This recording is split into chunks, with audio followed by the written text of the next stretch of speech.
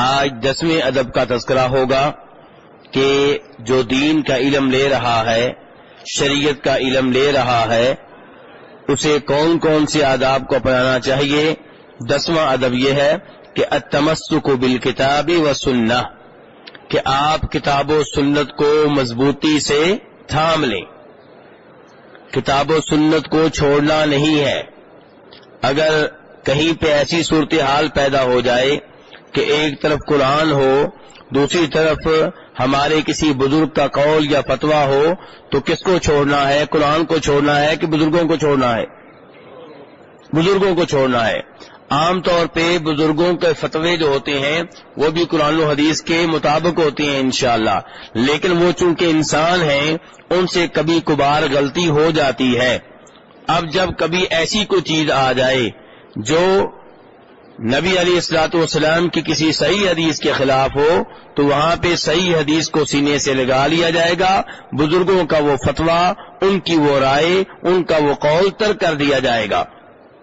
تو کتاب کے مؤلف کہتے ہیں کہ 10واں ادب یہ ہے کہ کتاب و سنت کو مضبوطی سے تھام لیں۔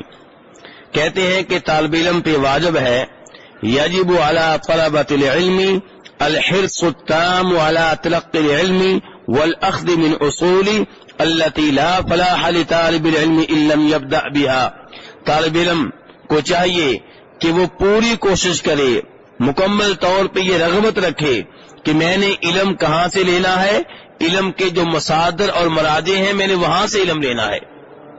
شرعی علم کے مصادر و مراجع کیا ہیں؟ قرآن و حدیث۔ شرعی علم کے مصادر و مراجع کیا ہے؟ قرآن و حدیث۔ باقی جو بزرگوں کی کتابیں ہیں، ہمارے اساتذہ کی کتابیں ہیں، ان کے ذریعے دین کو سمجھنے میں مدد ملتی ہے، لیکن اصل جو علم ہے وہ قرآن و حدیث سے ملتا ہے۔ اس لیے جو دین کا علم سیکھنا چاہ رہا ہے وہ سب سے پہلے آغاز اپنے علم کا کہاں سے کرے؟ کتاب و سنت سے کرے۔ شیخ کہہ رہے ہیں وہ طالب علم کبھی کامیاب نہیں ہو سکتا جو علم لینے کا آغاز کتاب و سنت سے نہیں کرتا۔ اور آج کل آپ دیکھیں گے بہت سے ایسے ادارے ہیں جہاں دین کا علم دیا جاتا ہے لیکن اس کا آغاز کتاب و سنت سے نہیں ہوتا بلکہ اپنے بزرگوں کی کتابوں سے ہوتا ہے۔ نہیں میرے بھائی، علم کا آغاز جو ہے کتاب و سنت سے ہونا چاہیے۔ اب شیخ کہتے ہیں کہ شرعی علم کے جو مصادر و مرادی ہیں وہ کون کون سے ہیں؟ کہتے ہیں نمبر 1 قرآن، نمبر 2 صحیح احادیث۔ قرآن کے بارے میں کہتے ہیں فَإِنَّهُ يَجِبُ عَلَى طَالِبِ الْعِلْمِ الْحِرْصُ عَلَيْهِ قِرَاءَةً وَحِفْظًا وَفَهْمًا وَعَمَلًا بِهِ۔ طالب علم پہ واجب ہے کہ قرآن پاک کے بارے میں پوری رغبت رکھے۔ کس لحاظ سے؟ تلاوت کرنے کے لحاظ سے، ہر ٹائم آپ کا شوق ہو کہ میں تلاوت کروں گا۔ دوسرے نمبر پہ حفظاً، آپ کو یہ بھی شوق ہو، اس بات میں بھی رغبت ہو کہ میں نے قرآن پاک زبانی یاد کرنا ہے۔ تیسرے نمبر پہ فہماً، میں نے قرآن پاک کے معنی اور مفاہیم کو سمجھنا ہے۔ نمبر 4 عملاً بہ، میں نے قرآن پاک پہ عمل بھی کرنا ہے۔ تو قرآن پاک کو مضبوطی سے تھام لے، تلاوت کے لحاظ سے بھی، حفظ کرنے کے لحاظ سے بھی، سمجھنے کے لحاظ سے بھی، عمل کرنے کے لحاظ سے بھی۔ یہ ہے قرآن پاک سے آپ کا تعلق۔ لیکن افسوس سے کہنا پڑ رہا ہے آج کل ہمارا قرآن پاک سے تعلق برائے نام رہ گیا ہے کہ ہمارے گھر میں، دکان میں قرآن پاک کا ایک نسخہ پڑا ہوگا، اسے صبح صبح چوم لیا اور اگر ہو سکا تو 1 صفحہ 2 صفحے تلاوت کر لی۔ اس کے بعد اللہ نے یہ کتاب میری طرف بھیجی ہے، اس میں اللہ نے مجھ سے کیا کہا ہے، مجھ سے کیا مطالبہ کیا، مجھے کیا آرڈر دیا ہے، یہ سیکھنے کا کسی کو کوئی شوق نہیں ہے۔ تو یہ میرے بھائیوں قرآن پاک سے اعراض کرنے کے مترادف ہے، یہ قرآن پاک کو نظر انداز کرنے کے مترادف ہے، یہ قرآن پاک کو پشت دکھانے کے مترادف ہے۔ قرآن پاک کو پشت کرنا اصل میں یہ ہے، اصل میں پشت کرنا کیا ہے کہ قرآن پاک کی آپ تلاوت چھوڑ دیں یا اسے سمجھنا چھوڑ دیں یا اس پہ عمل کرنا چھوڑ دیں، یہ ہے قرآن پاک سے اعراض۔ یہ کہتے ہیں قرآن پاک سے آپ مضبوط تعلق رکھیں کیونکہ قرآن پاک اللہ کی مضبوط رسی ہے۔ قرآن پاک کیا میرے بھائیوں؟ میں آپ کو دیکھ رہا ہوں اور آپ دائیں بائیں کسی اور کو دیکھ رہے ہیں، مجھے پتہ نہیں کس کو دیکھ رہے ہیں۔ جی میری توجہ آپ پہ ہے. شیخ کہہ رہے ہیں کہ قرآن پاک اللہ کی مضبوط رسی ہے، یعنی اللہ تک پہنچنا چاہتے ہیں تو کس رسی کے ذریعے پہنچ سکتے ہیں؟ اور یہ مضبوط رسی ہے، راستے میں ٹوٹے گی نہیں. آپ اس کو پکڑ لیں اور چلنا شروع کر دیں، یہ آپ کو اللہ تک پہنچا دے گی. وَهُوَ أَسَاسُ الْعُلُومِ، یہ تمام علوم کی بنیاد ہے. کیا؟ قرآن پاک تمام علوم کی بنیاد ہے. وَقَدْ كَانَ السَّلَفُ يَحْرِصُونَ عَلَيْهِ غَايَةَ الْحِرْصِ فَيُذْكَرُ عَنْهُمْ شَيْءُ الْعَجِيبُ مِنْ حِرْصِهِمْ عَلَى الْقُرْآنِ. سلف صالحین، صحابہ کرام، تابعین، تبع تابعین، وہ قرآن پاک کے بارے میں شدید رغبت رکھتے تھے اور اس بارے میں ان سے عجیب و غریب واقعات ملتے ہیں. فَتَجِدُ أَحَدَهُمْ حَفِظَ الْقُرْآنَ وَعُمْرُهُ 7 سنوات. آپ کو ایسے پرانے لوگ ملیں گے جنہوں نے قرآن پاک یاد کیا تب ان کی عمر صرف 7 سال تھی، قرآن پاک حفظ کر چکے تھے. اور پھر وَبَعْضُهُمْ حَفِظَ الْقُرْآنَ فِي أَقَلَّ مِنْ شَهْرٍ، اور کچھ لوگ ایسے ہیں جنہوں نے صرف 1 مہینے کی مدت میں قرآن پاک حفظ کر لیا تھا. یعنی کہ جب انہوں نے حفظ کرنا شروع کیا تب ان کی عمر کتنی تھی؟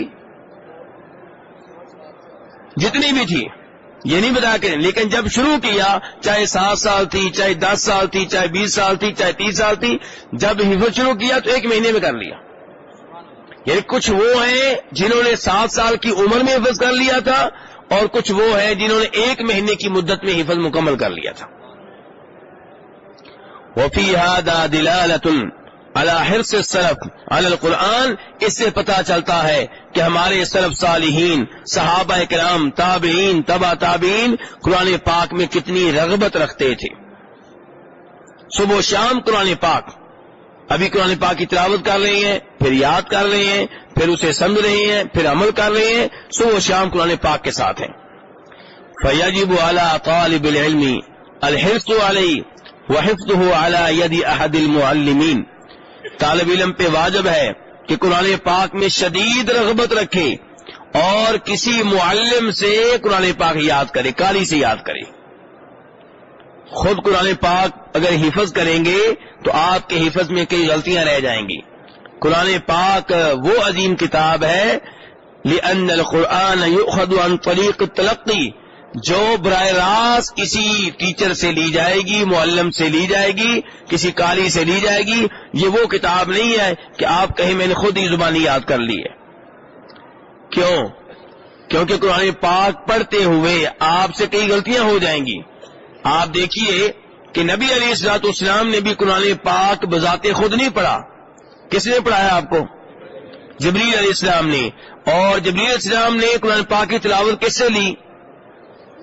اللہ رب العزت سے. یہ نہیں ہے کہ اللہ نے ان کو کاپی دے دی اور قرآن پاک ہی لے جاؤ، نہیں، باقاعدہ انہوں نے اللہ سے قرآن پاک سنا ہے، سیکھا ہے، اور جبریل علیہ السلام نے نبی علیہ الصلوۃ والسلام کو سکھایا ہے اور آپ نے صحابہ کرام کو سکھایا ہے، نسل در نسل ہم تک آ رہا ہے.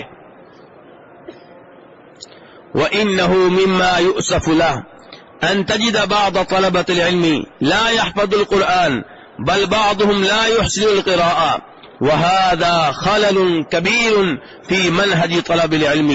کہتے ہیں مجھے افسوس ہوتا ہے کہ میں کئی طالب علموں کو دیکھتا ہوں قرآن پاک کے حافظ نہیں ہیں، بلکہ قرآن پاک کی اوپر دیکھ کر تلاوت بھی اچھی طرح نہیں کر سکتے اور دین کا علم لے رہے ہیں.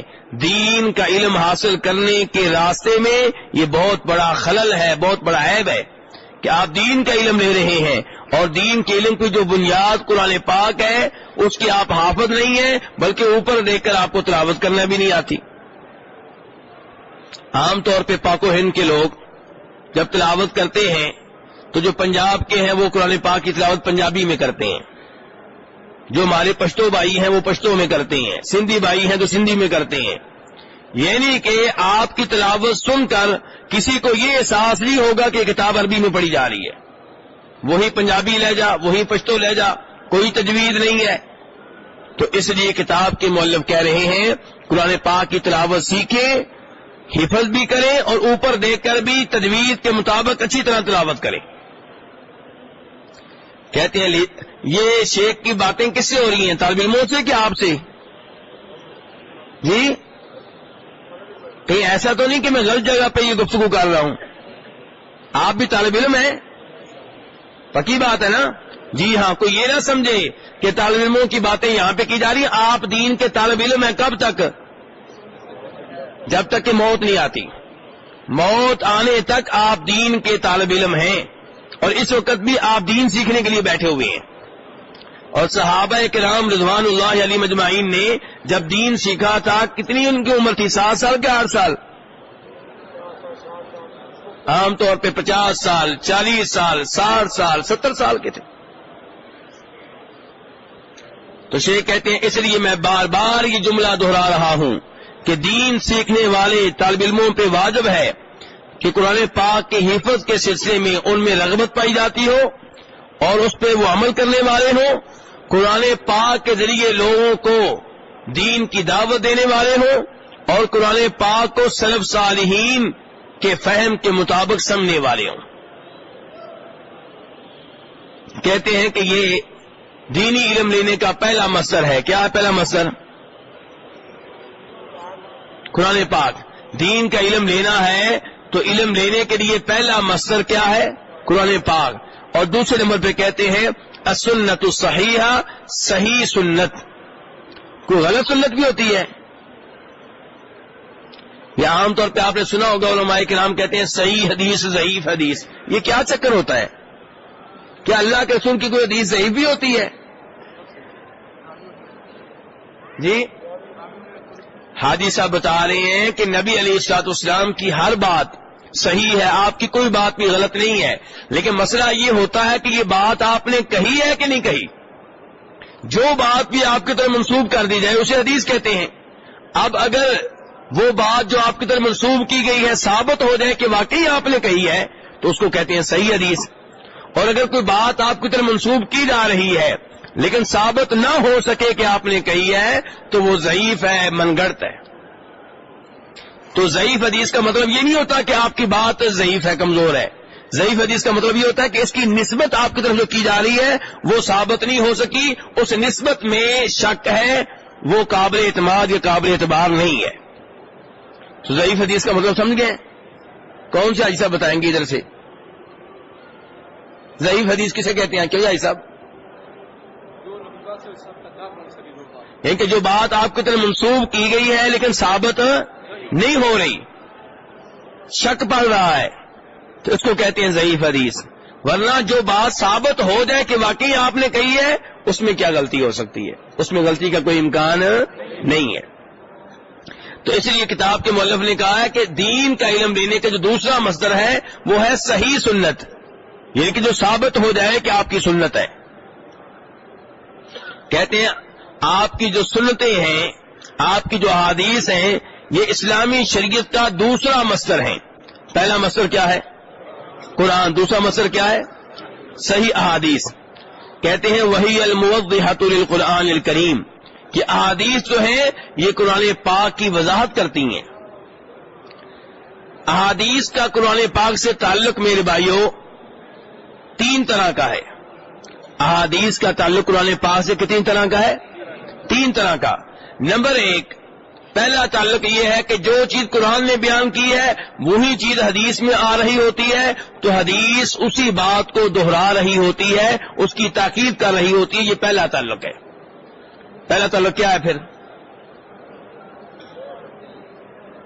ایسے سونے نہیں میں دوں گا یا آپ سر لاتے رہیں بس، نہیں بتائیں کیا کہا ہے. جی حدیث کا قرآن سے پہلا تعلق کیا ہے؟ وہی حدیث میں آئی ہے، اس کی تاکید آئی ہے، یعنی کہ وہی بات ادھر آئی ہے وہی ادھر آئی ہے. حدیث نے قرآن کی بات کی تاکید کر دی ہے. نہیں یہ تشریح نہیں ہے، یہ پہلا تعلق کہہ رہا ہوں، تشریح نہیں ہے. پہلا تعلق کیا؟ تاکید. مثال کے طور پہ سورہ بقرہ کے آخر میں اللہ تعالیٰ کہتے ہیں آمن الرسول بما انزل الیہ من ربہ والمؤمنون کل آمن باللہ وملائکتہ وکتبہ ورسلہ. یہاں اللہ تعالیٰ نے بیان کیا کن کن چیزوں پہ ایمان لانا ضروری ہے. اللہ کی ذات پہ، اللہ کی کتابوں پہ، اللہ کے فرشتوں پہ، اللہ کے نبیوں پہ، آخرت پہ. یہی بات حدیث میں بھی آئی ہے. حدیث جبریل کہ نبی علیہ السلام تشریف فرما تھے، جبریل السلام آپ سے آئے اور آپ سے پوچھا اسلام کسے کہتے ہیں، ایمان کسے کہتے ہیں؟ تو آپ نے بتایا تھا ایمان کا مطلب ہے اللہ پہ ایمان لانا، فرشتوں پہ، کتابوں پہ، نبیوں پہ. تو یہ چیز جو ہے یہ قرآن کی تاکید ہے، جو بات قرآن میں آئی وہی حدیث میں آئی ہے. تو پہلا تعلق حدیث کا قرآن سے یہ ہے کہ حدیث قرآن پاک کی تائید کرتی ہے، تاکید کرتی ہے، اسی بات کو دہراتی ہے. اور دوسرا تعلق یہ ہے کہ قرآن پاک میں کوئی بات آئی ہوتی ہے، حدیث جو ہوتی ہے اس میں تھوڑی سی ترمیم کر دیتی ہے. کیا کر دیتی ہے؟ ترمیم کر دیتی ہے. قرآن پاک میں کچھ چیز عام آئی ہے تو حدیث اس کو خاص کر دیتی ہے. اس کی مثال بھی دھیان سے سنیے گا، میں نے یہ بات پھر دوبارہ پوچھنی ہے بھی آپ سے.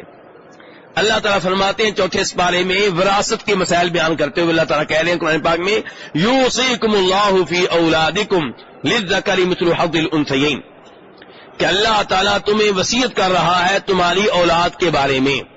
یعنی کہ اللہ تعالیٰ بتا رہا ہے کہ تمہاری وارث کون بنے گی؟ تمہاری اولاد.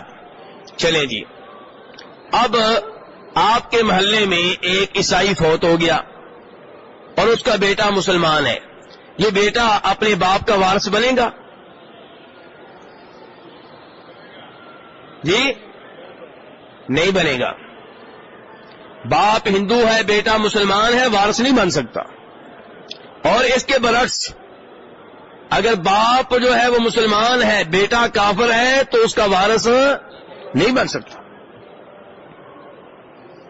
اب قرآن پاک نے تو عام کہہ دیا تھا کہ اولاد جو ہے وہ والد کی کیا ہے؟ وارث ہے. حدیث بتا رہی ہے کہ ہر بیٹا وارث نہیں بن سکتا. حدیث نے آ کے یہاں پہ یہ تخصیص کر دی ہے. قرآن پاک نے عام کہہ دیا تھا، نبی علیہ السلام نے اس کی وضاحت کر دی ہے کہ نہیں، اس سے مراد ہر بیٹا نہیں ہے.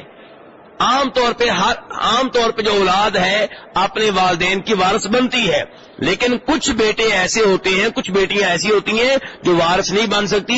ان میں سے ایک ابھی میں نے بتائی ہے جس کا دین مختلف ہو. باپ کا دین اور ہو، بیٹے کا، یعنی کہ باپ مسلمان ہے اور بیٹا کافر ہے تو وارث، اور باپ اگر کافر ہے، بیٹا مسلمان ہے تو وارث. اگر کسی کا باپ قادیانی ہے، بیٹا اس کا وارث نہیں بن سکتا. اچھا، ایسے ہی یہ مسئلہ کہاں پہ آیا؟ حدیث میں آیا ہے. اب کہنا چاہتا ہوں حدیث کا تعلق قرآن پاک سے. اور ایسے ہی اگر کوئی نبی کا بیٹا ہے، نبی کی بیٹی ہے، تو وہ بھی باپ کی وارث نہیں بن سکتی. اسی لیے جناب فاطمہ جناب ابوبکر صدیق کے پاس آتی ہیں رضی اللہ تعالی عنہم اور کہتی ہیں کہ میرے باپ کی جو وراثت ہے وہ مجھے دیجیے. جناب فاطمہ یہ مطالبہ کر رہی ہیں تو آگے سے جناب ابوبکر صدیق رضی اللہ عنہ کہتے ہیں کہ نبی علیہ السلام نے فرمایا تھا کہ ہم جو نبی ہوتے ہیں ہم کسی کو وارث نہیں بناتے. جو ہم چھوڑ کے جائیں وہ صدقہ خیرات ہے. جو ہم چھوڑ کے جائیں وہ کیا ہے؟ صدقہ خیرات ہے. تو اس حدیث نے بتا دیا کہ اگر کوئی کسی نبی کا بیٹا یا بیٹی ہے تو وہ بھی باپ کے وارث نہیں بن سکتے. ایسے ہی جو قاتل ہے وہ مقتول کا وارث نہیں بن سکتا. بیٹے نے باپ کو قتل کر دیا، یہ تو جان ہی نہیں چھوڑ رہا، ٹھیک ہے جی، زمینیں ساری بیچ رہا ہے ہماری، تو باپ کو قتل کر دیا کہ یہ جائے گا تو زمینیں ہمارے ہاتھ میں آئیں گی. شریعت نے آگے سے بتایا کہ قتل کرنے کے بعد نتیجہ یہ نکلا ہے کہ تمہیں کچھ بھی نہیں ملے گا اس کی طرف سے. قاتل جو ہے مقتول کا وارث نہیں بن سکتا. چاہے قتل کیا باپ کو، چاہے چچا کو، چاہے ماموں کو، چاہے ماں کو، جس کو قتل کیا ہے اس کے آپ وارث نہیں بن سکتے. میں بھائی میں درس دے رہا ہوں، ایک منٹ، میں پاکستان نہیں بتا رہا، میں شریعت بتا رہا ہوں آپ کو، ٹھیک ہے نا. تو بہرحال یہ جو ہے یہ اب میں بتا رہا ہوں یہ حدیث کا قرآن سے کیا تعلق ہے، حدیث کا قرآن سے کیا تعلق ہے. تو یہاں پہ کیا تعلق ہوا کہ قرآن پاک کئی دفعہ عام چیز بیان کرتا ہے، حدیث آ کے اس کی وضاحت کرتی ہے کہ نہیں کچھ چیزیں اس سے مستثنا ہیں. کچھ چیزیں سے کیا ہے؟ مستثنا ہے. تو اس سے پتا چلا کہ احادیث کتنی ضروری ہے. احادیث کے بغیر گزارا نہیں ہے، احادیث کے بغیر گزارا نہیں ہے. بلکہ ایک اور مثال دوں آپ کو. اللہ تعالیٰ نے قرآن پاک میں کہا ہے، پاک میں اس بارے میں کہا ہے کہ وَأُحِلَّ لَكُم مَّا وَرَاءَ ذَلِكُمْ. اللہ نے کچھ عورتوں کا تذکرہ کیا کہ ان سے آپ لوگ نکاح نہیں کر سکتے. تمہاری ماں، تمہاری خالہ، تمہاری پھوپھی، یہ وہ بتا دیا. اس کے بعد اللہ نے کہا باقی سب عورتیں تمہارے لیے حلال ہیں. باقی سب عورتیں تمہارے لیے کیا ہے؟ حلال ہیں. پھر نبی علیہ الصلوۃ والسلام نے بتایا کہ اگر کسی آدمی کے پاس پہلے سے بیگم موجود ہے تو اس بیگم کی خالہ سے آپ نکاح نہیں کر سکتے. اس بیگم کی، پہلی بیگم کی بھتیجی یا بانجی سے آپ نکاح نہیں کر سکتے. تو یہ چیز کہاں پہ آئی؟ حدیث میں آئی. تو اس سے میرے بھائیو پتا چلا کہ حدیث کے بغیر گزارا نہیں ہے. جیسے اللہ کی ہر بات ماننا ضروری ہے، ایسے ہی نبی علیہ الصلوۃ والسلام کی ہر بات ماننا بھی ضروری ہے، کیونکہ آپ نے جو بھی دین بیان کیا وہ اللہ ہی کی طرف سے ہے. تو قرآن پاک سے حدیث کا پہلا تعلق یہ تھا کہ جو بات قرآن پاک میں آئی ہوتی ہے وہی حدیث میں آئی ہوتی ہے. دوسرا تعلق یہ تھا کہ ایک چیز قرآن پاک میں آئی ہے لیکن حدیث آ کر اس میں کوئی استثناء پیدا کر دیتی ہے، کوئی چیز عام ہوتی ہے اس میں تخصیص پیدا کر دیتی ہے. اور تیسرا تعلق حدیث کا قرآن پاک سے یہ ہے کہ ایک چیز کا قرآن میں سرے سے تذکرہ ہی نہیں ہوتا، حدیث میں اس کا ذکر ملتا ہے تو اس کو بھی ماننا ضروری ہے. مرد حضرات سونے کی انگوٹھی پہن سکتے ہیں؟ کوئی چین، سونے کی کوئی چیز نہیں پہن سکتے. یہ قرآن میں کہاں پہ آیا ہے؟ یہ قرآن میں نہیں آیا. یہ کس نے بتایا ہے؟ نبی علیہ الصلوۃ والسلام نے بتایا ہے. ریشم کے کپڑے مرد حضرات استعمال کر سکتے ہیں؟ نہیں، یہ قرآن میں نہیں آیا. یہ کس نے بتایا؟ نبی علیہ الصلوۃ والسلام نے بتایا. تو میرے بھائیو اس سے آپ اندازہ کریں کہ نبی علیہ السلام کی احادیث پہ ایمان لانا کتنا ضروری ہے. احادیث کی ایک اپنی حیثیت ہے، اور آپ نے کہا تھا الا انی اوتیت الکتاب ومثلہ معہ. ابو داؤد شریف کی حدیث ہے کہ لوگوں مجھے ایک تو اللہ کا کلام ملا ہے اور دوسرے نمبر پہ اس جیسی ایک اور چیز ملی ہے، یعنی کہ آپ کی احادیث. عمل کرنے کے لحاظ سے، میں لفظ کیا بول رہا ہوں، عمل کرنے کے لحاظ سے جو مرتبہ قرآن کا ہے وہی مرتبہ اس حدیث کا ہے جو آپ سے ثابت ہو جائے. تلاوت کے لحاظ سے نہیں کہہ رہا، تلاوت کے لحاظ سے قرآن اوپر ہے کیونکہ اللہ کا کلام ہے اور احادیث نبی علیہ السلام کا کلام ہے. لیکن عمل کرنے کے لحاظ سے دونوں برابر ہیں، کیونکہ جو آپ نے بیان کیا ہے وہ بھی کس کی طرف سے آیا ہے؟ اللہ کی طرف سے آیا. یہ میرے بھائیو وضاحت نہایت ضروری ہے. آپ کے معاشرے میں بہت سے ایسے لوگ ہیں، کئی ٹی وی چینلز پہ بھی آتے ہیں جو نبی علیہ الصلوۃ والسلام کی احادیث کو رد کر رہے ہوتے ہیں. بخاری شریف کی صحیح حدیث ہوں گی، مسلم شریف کی صحیح حدیث ہوں گی، ان کا انکار کر رہے ہوں گے اور اپنی طرف سے کبھی یہ بھی دعویٰ کر رہے ہوں گے جی ہم یہ حدیث نہیں مانیں گے. کیوں؟ کیونکہ قرآن کے خلاف ہے. حالانکہ کبھی بھی قرآن و حدیث میں تضاد نہیں ہو سکتا. جہاں پہ تضاد ہوگا وہاں پہ غور کیجئے گا، یا تو وہ حدیث ضعیف ہے، ثابت نہیں اللہ کے رسول سے صلی اللہ علیہ وسلم، اور یا آپ کو سمجھنے میں غلطی لگی، آپ سمجھ رہے ہیں کہ ان میں تضاد ہے جبکہ تضاد نہیں ہے. جیسے ابھی میں نے مثال دی ہے کہ اللہ تعالی نے کہا ہے کہ اولاد وارث ہے کس کی؟ بولیے، والدین کی. اب کوئی آدمی آ کے کہے نہیں جی ایک حدیث ہے جس میں آیا ہے کہ کافر بیٹا باپ کا وارث نہیں بن سکتا، یہ تو قرآن و حدیث میں آپس میں تضاد ہو گیا. اور تضاد نہیں ہو اللہ کے بندے، قرآن نے عام اصول بیان کیا، حدیث نے وضاحت کر دی کہ اس قانون میں کچھ استثناء ہے. یہ تعلق ہے آپس میں. یہ آپ کیوں کہہ رہے ہیں کہ تضاد ہے؟ کوئی تضاد نہیں ہے، کوئی تناقض نہیں ہے. تو بہرحال نبی علیہ الصلوۃ والسلام کی احادیث میرے بھائیوں یہ شریعت کا دوسرا بڑا مصدر ہے، تو انہیں بھی سیکھنا ضروری ہے اگر آپ دین کا علم لینا چاہتے ہیں. تو شیخ کہتے ہیں فَيَجِبُ عَلَىٰ طَالِبِ الْعِلْمِ الْجَمْعُ بَيْنَهُمَا وَالْحِرْصُ عَلَيْهِمَا. طالب علم پہ واجب ہے کہ ان دونوں کو جمع کرے، قرآن بھی سیکھے، احادیث بھی سیکھے، والحرص علیہما، دونوں میں شدید طرح کی رغبت رکھے، وعلی طالب العلم حفظ السنہ، دین کے طالب علم کو چاہیے کہ نبی علیہ الصلوۃ والسلام کی سنت کی حفاظت کرے۔ کیسے حفاظت کرے؟ کہا اما بحفظ نصوص الاحادیث، آپ کی احادیث کو زبانی یاد کرے، او بدراست اسانیدها ومتونها وتمييز الصحيح من الضعيف، یا پھر آپ کی طرف جو احادیث منسوب کی گئی ہیں ان کی اسٹڈی کرے، ان کی سند کی اسٹڈی کرے، ان کے متن کی اسٹڈی کرے اور پتہ چلائے ان میں سے کون سی روایت صحیح ہے کون سی ضعیف ہے۔ اور تیسرے نمبر پہ آپ کی سنت کی حفاظت کا طریقہ یہ ہوگا کہ آپ کی احادیث پہ جو لوگ حملے کر رہے ہیں ان کا منہ بند کیا جائے، احادیث پہ جو اعتراض ہو رہے ہیں، احادیث کے بارے میں جو شکوک و شبہات پھیلائے جا رہے ہیں ان پہ رد کیا جائے، احادیث کا دفاع کیا جائے، اور ان لوگوں کے بارے میں معاشرے میں بتا دیا جائے کہ ان لوگوں کی کیا حقیقت ہے۔